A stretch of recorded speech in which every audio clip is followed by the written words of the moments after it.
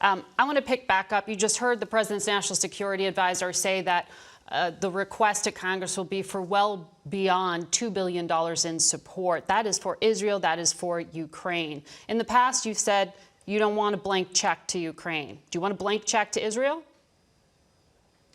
No, I think that there's actually two different things. One, with Israel, we've provided a lot of support since its inception, about $158 billion in the last 75 years. We've done over $120 billion just for Ukraine in 2 years. So it's a different level that we're talking about. Also with Israel, they've never asked us to displace their responsibility. They take their defense very seriously. What we do complements and supplements what they're already doing for themselves, but they are not going to ask us to fight this war for them. We have a long-standing security relationship. They're a very strong and long-standing ally, and we'll be willing to support in the traditional ways that we have. There are no U.S. troops fighting in Ukraine.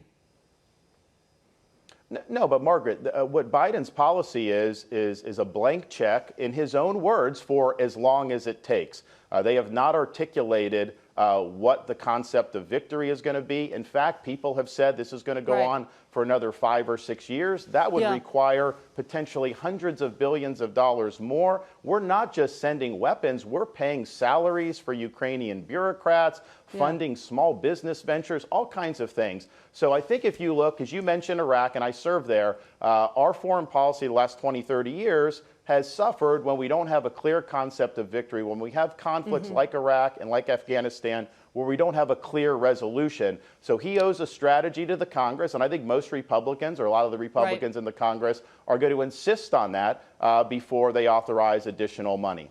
We don't have a clear definition of success from the Israeli Prime Minister either. I asked the National Security Advisor, and he just said generally I actually think safety, we do. The Jewish state. I think we do, with all respect. I mean, I think he has said that it is the total and complete defeat of Hamas, where they're no longer existing as a functioning entity. I think that is achievable. I think Israel can do that, and I think they have every right, and indeed, I think they have the duty to do that. So what is your view then on who should rule the 2.3 million Palestinians in Gaza? Do you fundamentally believe that they have a right to their own state, or do you want Israel to maintain a military occupation after they go through this invasion?